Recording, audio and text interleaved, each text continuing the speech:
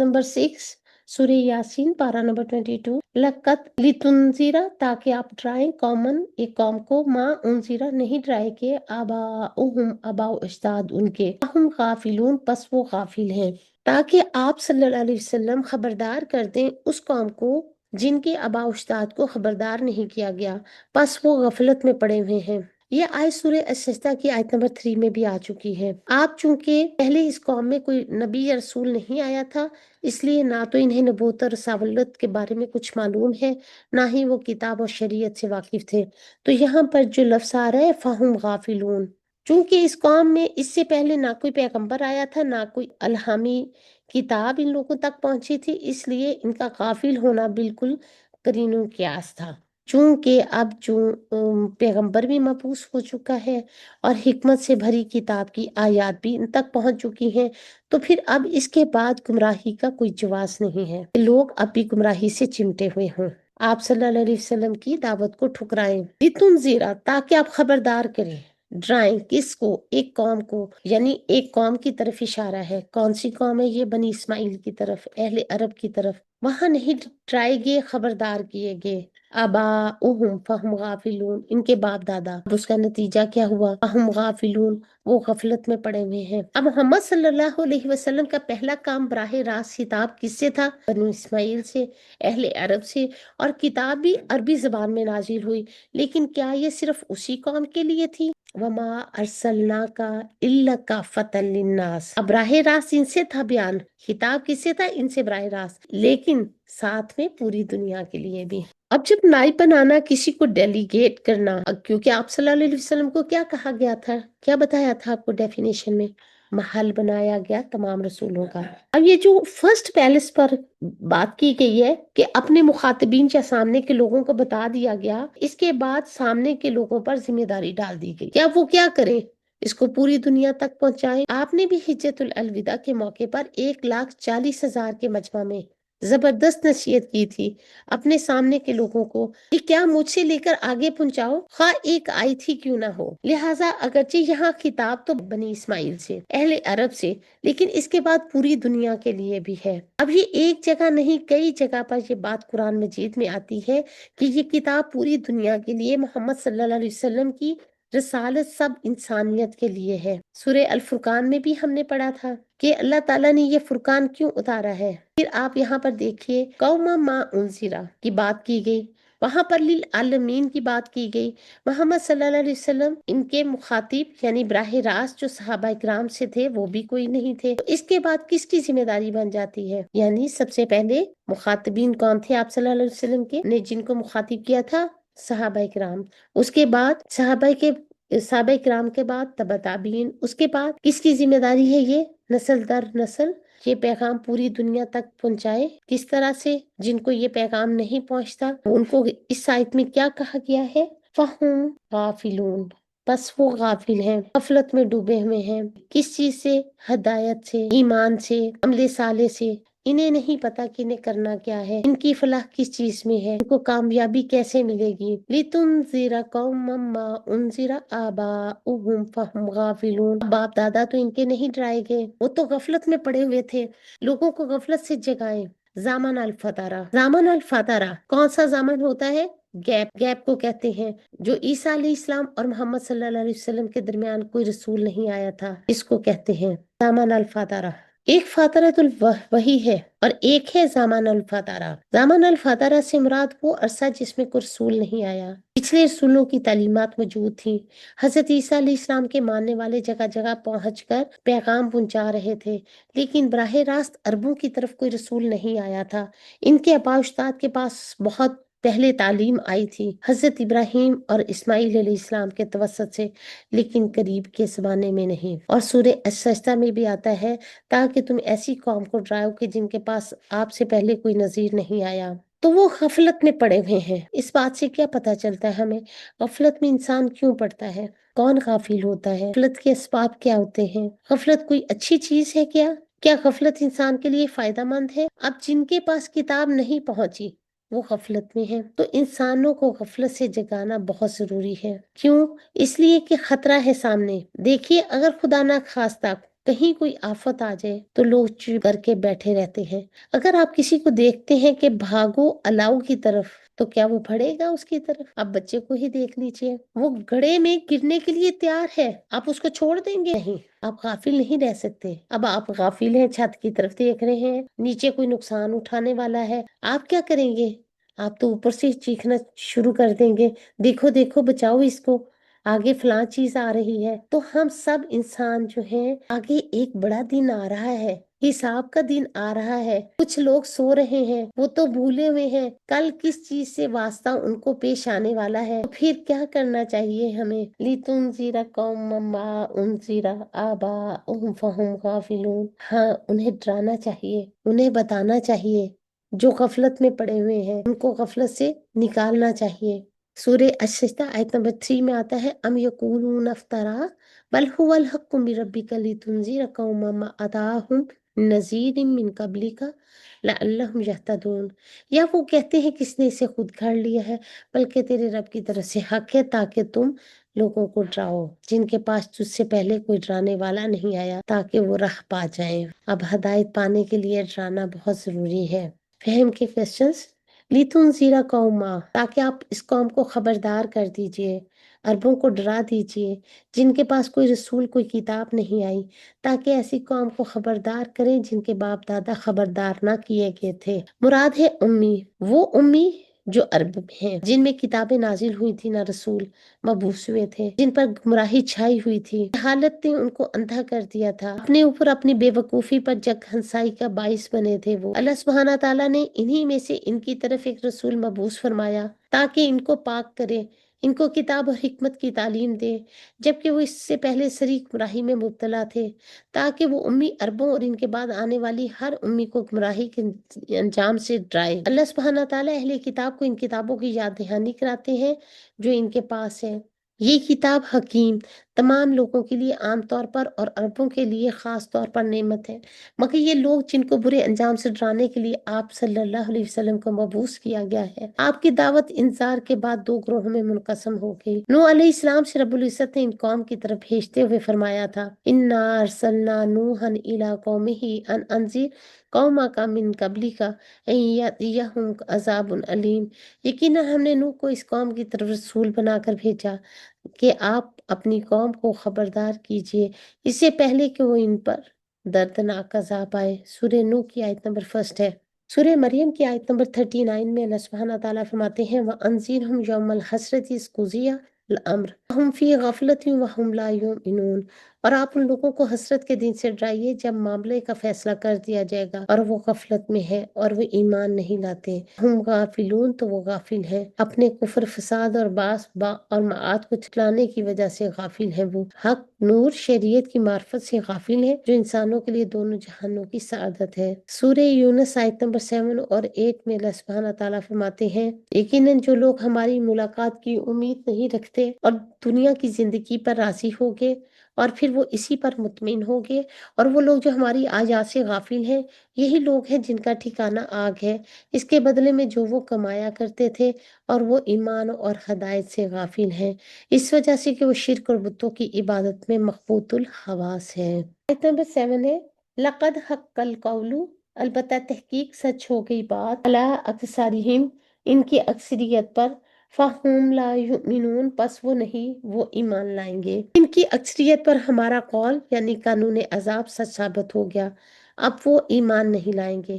اب دیکھیے پیغمبر کی دعوت کا مسلسل انکار کر کے یہ لوگ قانون الہی کے عذاب سے متعلق شک کی زد میں آ گئے ہیں۔ لَقَدْ حَقَّ الْقَوْلُ، البتہ تحقیق حق ہو گئی، سچ ہو گئی بات، عَلَىٰ أَكْثَرِهِمْ، ان کی اکثریت پر، فَهُمْ لَا يُؤْمِنُونَ، پس وہ نہیں ایمان لائیں گے، نہیں مانیں گے، آپ کے ڈرانے کے باوجود وہ نہیں سمجھیں گے، کیونکہ ان پر وہ بات چسپاں ہو گئی ہے، چپک گئی ہے۔ کون سی بات چپک گئی ہے؟ اس بات کی طرف اشارہ ہے سورہ السجدہ آیت نمبر 13 میں آتا ہے ام لأن جہنم من الجنۃ والناس اجمعین، کہ میں جنوں اور انسانوں سے جہنم کو ضرور بھر دوں گا۔ تو ان پر یہی بات چسپاں ہو گئی ہے، یہ بھی انہی میں شامل ہوں گے۔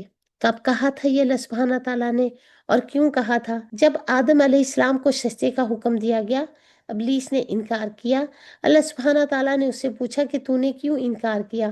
تو اس نے کیا کہا تھا؟ میں کیسے اس کو سجدہ کرتا، کیونکہ میں اس سے بہتر ہوں۔ وہ شکار ہوا تھا تکبر کا۔ اس کے بعد اس نے مہلت مانگ لی، اس کی وجہ سے چونکہ مجھ پر مصیبت آئی ہے لہٰذا میں بھی ضرور ان کو بہکاؤں گا، میں ان سب کو ضرور گمراہ کر کے رہوں گا۔ تو پھر اس موقع پر اللہ سبحانہ تعالیٰ نے فرمایا پھر میں بھی ان سے جہنم کو بھر کے چھوڑوں گا، جو تیری بات میں آگے، جو تیرے پھیر میں آگے، پھر میں بھی ان کو تیرے ساتھ ہی بھیجوں گا۔ تو یہ بات کہ جو شیطان کے بہکاوے میں آ جائے، اور کسی کے بہکاوے میں کون آتا ہے؟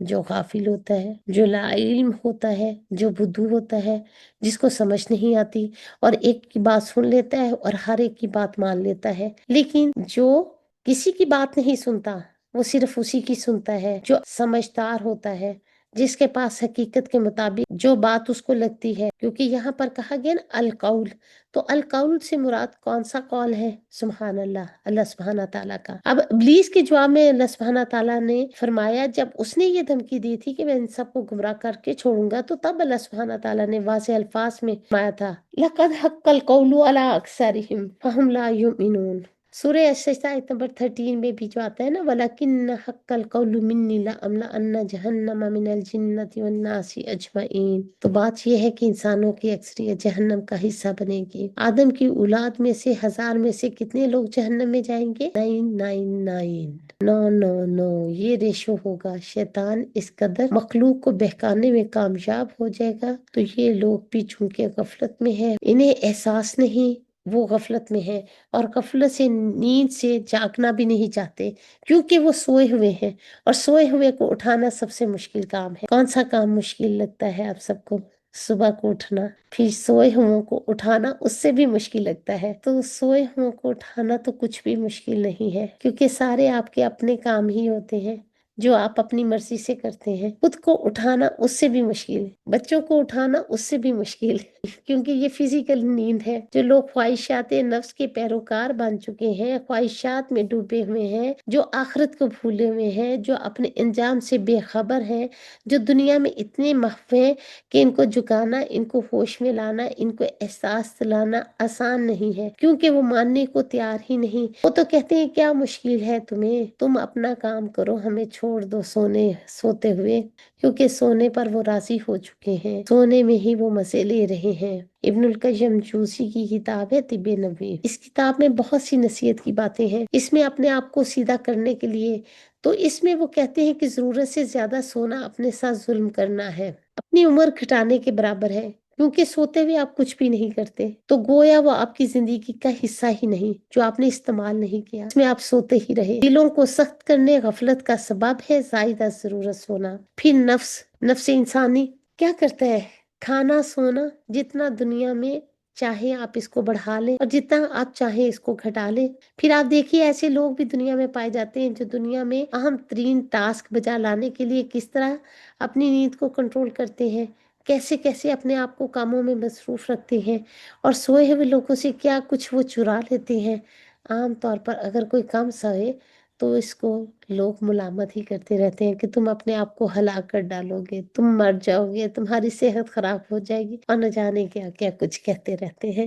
غفلت انسان کے لیے سب سے زیادہ مہلک ہے، سب سے زیادہ اس کو نقصان پہنچانے والی ہے، چاہے وہ دنیاوی امور میں غافل ہو، جو ضروری چیزیں ہیں جن کے بارے میں اسے پتہ ہونا چاہیے، خواہ وہ اس کی صحت سے متعلق ہو، خواہ وہ اس کی کسی دنیاوی علم کی وجہ سے ہو۔ اب دیکھیے وہ اس کے کسی دنیاوی علم یعنی ایم آبجیکٹو سے متعلق ہو یا پھر اس سے بڑھ کر آخرت سے متعلق ہو، تو پیغمبروں نے آ کر لوگوں کو خبردار کیا، ان کو جگایا، غفلت سے نکالا، وہ سو رہے تھے، انہیں تو یاد ہی نہیں تھا کہ انہوں نے واپس بھی جانا ہے، تو ایسے شخص کا کیا حال ہوگا؟ کچھ اس طرح سے جیسے کوئی مسافر سو جائے اسٹیشن پہ جا کے، اب وہ تو سو گیا، اب نتیجہ کیا نکلا؟ اس کی فلائٹ مس ہو گئی، اسی طرح کامیابی ہمیشہ ہمارا انتظار نہیں کرتی. زندگی میں ہر شخص کو چانسز ملتے ہیں، موقع ملتے ہیں، اپرچونٹیز دیتا ہے اللہ سبحانہ تعالیٰ ان کو، لیکن کوئی استعمال کرتا ہے اور کوئی گنوا دیتا ہے، کوئی فائدہ اٹھا لیتا ہے اور کوئی ان کو ضائع کر دیتا ہے.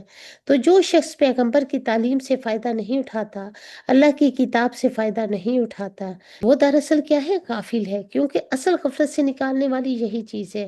ایک اور بات، لِتُنذِرَ قوم ما انذر آباؤہم فہم غافلون. اب تنذر جو ہے تانون زارا تنذیر، قرآن میں عمومی طور پر نذیر اور بشیر آتا ہے، لیکن یہاں صرف نذیر آیا ہے. بشیر سے بھی زیادہ نذیر کا کام پھر اہم ہے. کوئی اٹھے گا تو بشارت لے گا. کسی کو آپ نے گڈ نیوز سنائی ہے، وہ سوئے ہوئے کو تھوڑا سنا کے چلا گیا، فائدہ دیا اس کو اس خبر نے. اب جو اہم کام ہے اس کے لیے تو وہ اٹھے گا تو بشارت ملے گی. کوئی اچھی خبر ہے آپ کے پاس، اب گھر میں داخل ہو رہے لیکن گھر والے تو سو رہے ہیں، اب آپ کیا کریں گے؟ اعلان کریں گے اس گھر میں اونچی آواز میں، سب کو بتا کر واپس چلے جائیں گے؟ سوچئے ذرا، ان کو کوئی فائدہ ہوا؟ نہیں. تو پھر کرنا کیا ہے؟ پہلے ان کو جگائیے، پھر ان کو بتائیے. اہم ترین کام ہے کیا؟ تو لوگوں کو جگانا ہے، ہوش دلانا ہے. یہ کام فرض ہے یا سنت ہے یا نفل ہے بتائیے، یا پھر مستحب ہے؟ دلیل بھی دینی ہے اس کی. مجھے لوگوں کو جگانا ہے، یہ فرض کفایہ ہے. سب سے زیادہ انسان اللہ کے قریب کس طرح ہو سکتا ہے؟ سب سے زیادہ تقرب کس کام کو کر کے حاصل ہوتا ہے؟ فرائض کو ادا کر کے. حدیث قدسی میں آتا ہے سب سے زیادہ بندہ میرے قریب ہوتا ہے جس چیز سے وہ کیا ہے؟ فرائض ہیں. پھر اس کے بعد نوافل کا درجہ آ جاتا ہے. اگر کسی بستی میں کچھ لوگ بھی نہ جاگتے ہوں تو دوسروں کو جگانے کا کام کریں تو کیا ہوگا؟ مصیبت آ جائے گی. سیکورٹی گارڈ جو ہوتے ہیں ساری رات جاگتے ہیں، تب کچھ لوگ سو پاتے ہیں، آرام کر پاتے ہیں، پرسکون ہو سکتے ہیں. اگر سوچئے وہ بھی سو جائے پھر تو سب کا سکون ہی اٹھ جائے. یہ جو تبلیغ کا فریضہ ہے، تبلیغ سے پہلے پھر علم حاصل کرنے کا کام، یہ امت مسلمہ کے فرائض ہیں. بہت سے لوگ آپ کو یہ بھی کہتے ہوں گے کیا مجبوری ہے اتنا پڑھنے پڑھانے کی، گھر بیٹھو سکون سے. اب دیکھیے پڑھنے پڑھانے کا کام پھر کون کرے گا؟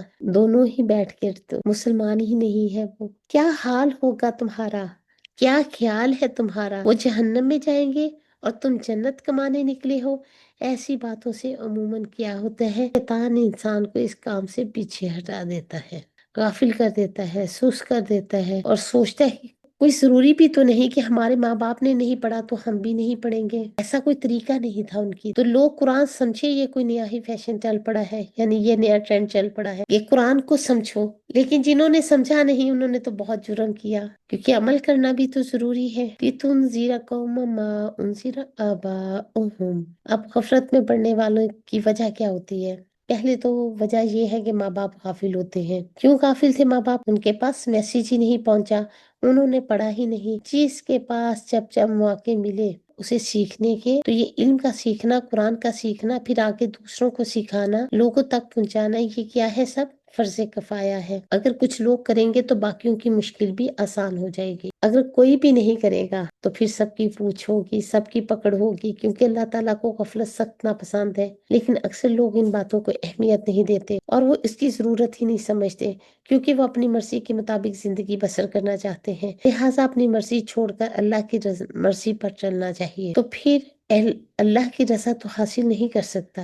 اس لیے کیا کہا گیا؟ لَقَدْ حَقَّ الْقَوْلُ عَلَىٰ أَكْثَرِهِمْ فَهُمْ لَا يُؤْمِنُونَ. البتہ تحقیق سچ ہوگی بات ان کی اکثریت پر، بس وہ ایمان نہیں لائیں گے. یہاں خاص طور پر اہل مکہ کی بات کی جا رہی ہے، اس کی طرف اشارہ ہے، کیونکہ ان کی اکثریت مان کے ہی نہیں دے رہی تھی. پیغمبر ان کے بیچ میں موجود ہے، کتاب پڑھ پڑھ کر سنا رہا ہے، ان کو جگا رہا ہے. اور ابتدائی مکی صورتوں میں بھی آپ دیکھیے زیادہ سے زیادہ آخرت کی بات ہے، لیکن وہ تو اس کو بھی سنجیدگی سے نہیں لے رہے، وہ تو اس کو بھی مذاق میں ٹالتے نہ چاہتے ہیں. وہ اس پر پیغمبر کا مذاق اڑاتے تھے، ساتھ ساتھ اس کلام کا بھی مذاق اڑاتے. فرمایا فَهُمْ لَا يُؤْمِنُونَ. وہ ایمان نہیں لاتے، وہ ایمان نہیں لائیں گے. کیوں نہیں لائیں گے؟ بس وہ فَهُمْ غَافِلُونَ، وہ غفلت میں پڑے ہوئے ہیں، مان کر نہیں دے رہے. ان پر بھی وہی فیصلہ ہوگا جو پہلوں بار ہوا. اب یہاں پر دیکھیے قرآن مجید میں اتنی دفعہ دہرایا گیا ہے، اکثریت نہیں مانتی، اکثریت ناشکری ہے، اکثریت کی پیروی آپ کو سیدھے راستے سے بھٹکا دے گی. لیکن مشکل یہ ہے ہم بھی اکثریت کے راستے پر چلنے میں خود کو محفوظ سمجھتے ہیں. لیکن اللہ سبحانہ تعالیٰ فرماتے ہیں لَقَدْ حَقَّ الْقَوْلُ अला अक्सरिहिम फहुम ला युमिनून, अलबत्ता तहकीक सच होगी बात इनकी अक्सरियत पर, बस वो ईमान नहीं लाएंगे। सूरह साद की आयत नंबर है 75। लअमला अन्ना जहन्नमा मिनका व मिम्मन तबिअका मिनहुम अजमाइन, मैं जरूर बस जरूर तू जहन्नम को तुझसे और इन सब लोगों से भर दूंगा जो इनमें से तेरी पैरवी करेंगे।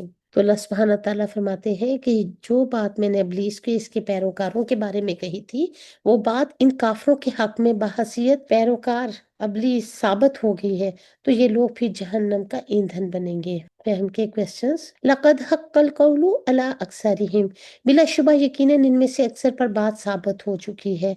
जिन लोगों ने सिरात मुस्तकीम की दावत और नबी सल्लल्लाहु अलैहि वसल्लम के इंजार को कबूल नहीं किया, इनमें से अक्सर लोगों पर अजाब जो है वाजिब हो चुका है। फ़हुम ला युमिनून, बस वो ईमान नहीं लाएंगे। उम्मुल किताब किताब तकदीर में लिख दिया गया है कि वो ईमान नहीं लाएंगे। वो ईमान लाने वाले ही नहीं, वो रसूलों की तस्दीक नहीं करने वाले। सूरह यूनुस की आयत नंबर 96 है, इन्नल्लज़ीना हक्कत अलैहिम कलिमतु रब्बिका ला युमिनून, यकीनन जिन लोगों पर तेरे रब की बात साबित होगी वो ईमान नहीं लाएंगे, वो अपने कुफ्र शिर्क पर जमे रहेंगे। लेकिन अल्लाह सुब्हान तआला का हक फरमान जो है वो साबित हो गया। अल्लाह ने इनके सामने हक पेश कर दिया, मगर उन्होंने इस हक को भी ठुकरा दिया, तो फिर अल्लाह सुब्हान तआला ने सजा के तौर पर इनके दिलों पर मोहर लगा दी। सूरह अश-शज्दा आयत नंबर 3 में आता है, हम यकूलून अफ्तरा, या वो लोग कहते हैं कि इसने ये खुद घर लिया है, बल हुवल हक्कु मिर रब्बिका, बल्कि वो तेरे रब की जानिब से हक है। लितुनज़िरा कौमा मा अताहुम मिन नज़ीर, ताकि आप खबरदार कर दीजिए ऐसी कौम को, मिन कब्लिका लअल्लहुम यहतदून, जिनके पास आपसे पहले कोई खबरदार करने वाला नहीं आया, ताकि वो हदायत पा जाए। खतमल्लाहु अला कुलूबिहिम, मोहर लगा दी है अल्लाह ताला ने उनके दिलों पर, वला समइहिम, उनकी समात पर, वला बसारिहिम, और उनकी आंखों पर, हिशावतुन, पर्दा है, वलहुम अज़ाबुन अज़ीम, और इनके लिए बहुत बड़ा अजाब है। सुब्हानक अल्लाहुम्मा व बिहम्दिका नशहदु ला इलाहा इल्ला अंता नस्तगफिरुका व नतूबु इलैक। अस्सलामु अलैकुम रहमतुल्लाहि व बरकातुहू।